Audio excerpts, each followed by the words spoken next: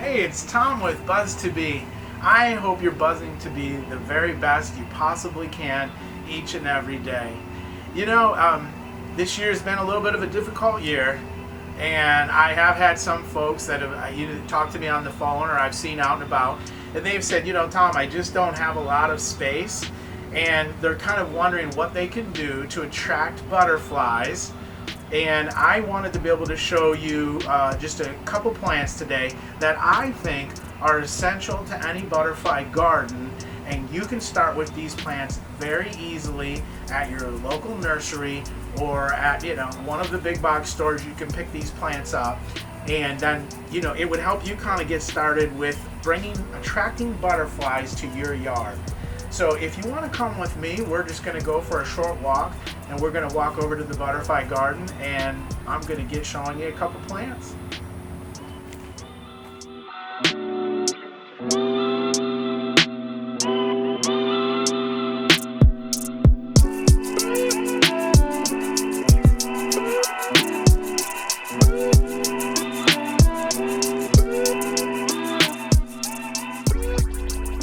Alright, so hey, welcome back here to the butterfly garden. We do have some butterflies floating around today.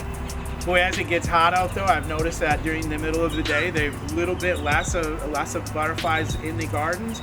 In the morning and late in the afternoon it seems like we get a lot more.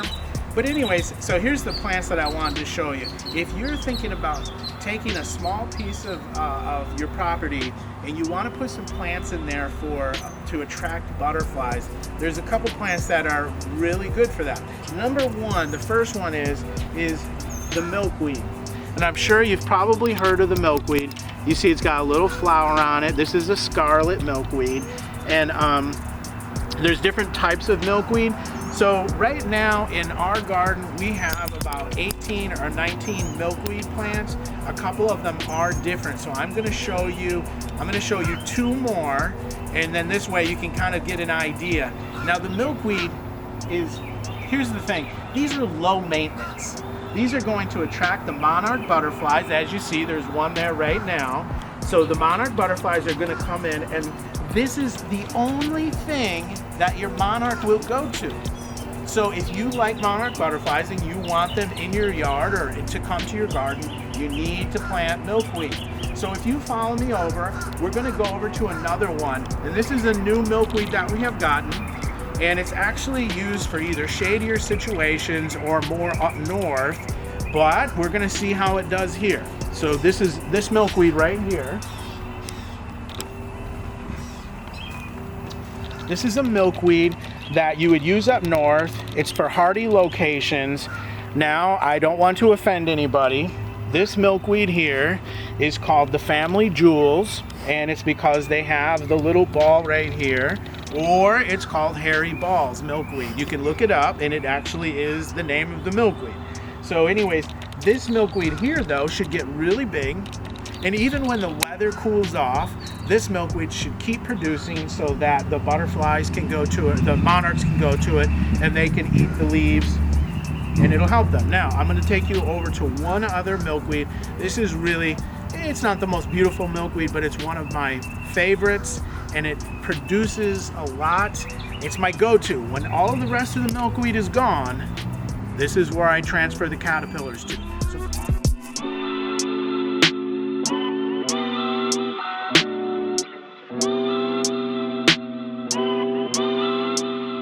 Okay, so this milkweed right here, this is the giant milkweed.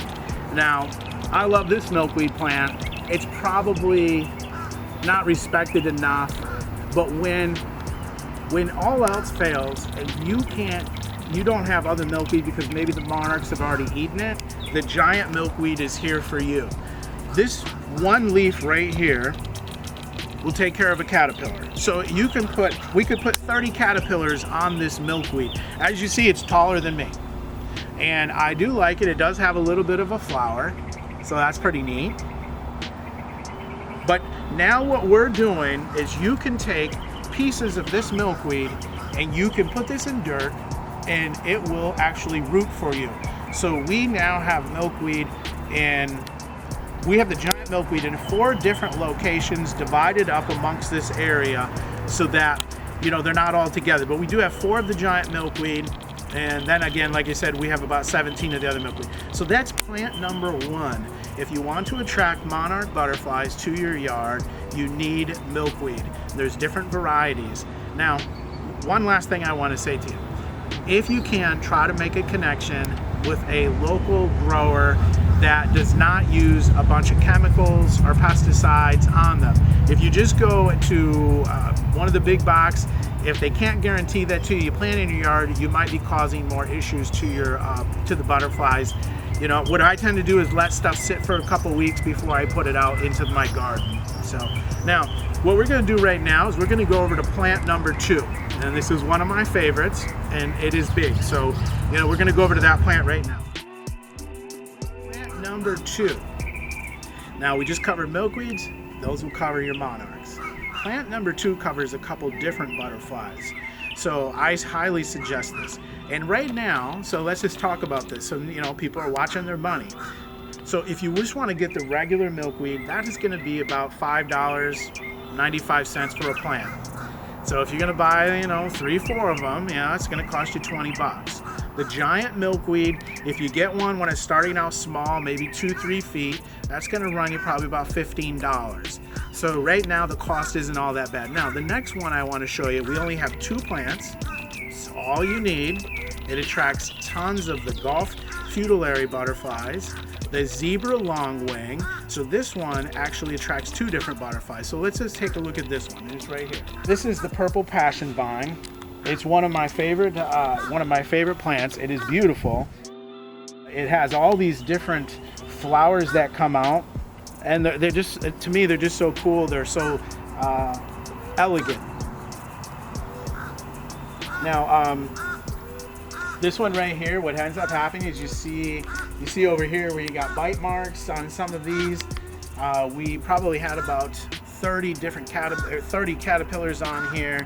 The Gulf futillaries and also the zebra longwings, they were on here. Now, 2 plants covers this entire fence line. So you can see this fence line right here, and 2 plants cover that fence line. So they're a vining plant, and what they're going to do is they'll cover up this entire area right here, and you're going to have flowers. It's going to be not only for the butterflies, but you're going to have nice flowers on it. It is another very low maintenance plant. So again, you have your passion vine, you have your milkweed. Both of them are low maintenance, both of them are low cost. So right now you have 2 plants that will help you attract 3 different butterflies right now. So now what I'm going to do is the last one is we're going to go over to look at some herbs, and those are going to help you attract other butterflies. So let's go take a look at those. All right, so now we're going to talk about the 3rd item if you'd like to attract some more butterflies. And these are for the black swallowtails. So the black swallowtails, they like parsley, fennel, and dill. So if you just took like a little planter barrel and you wanted to put some good dirt in it, and you wanted to put some fennel, some parsley, some dill in there, most likely you're going to attract some black swallowtails. So this is just regular parsley. This looks good, right? Let me show you what they do, the black swallowtails. Let me show you what they do to parsley. So there's some nice looking parsley. Here's what's left of the parsley once they got done.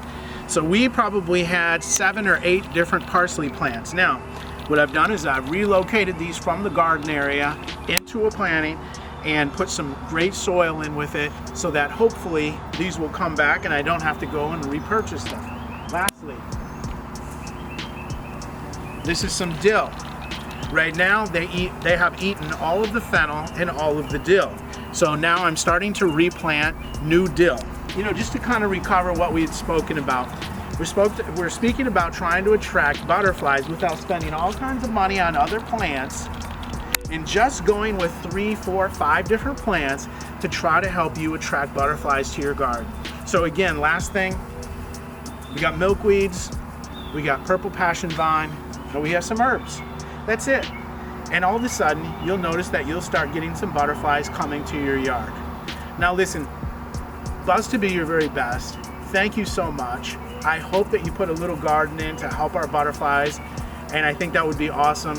And you know, please keep watching our videos, and if you have any questions, hit me up with some questions.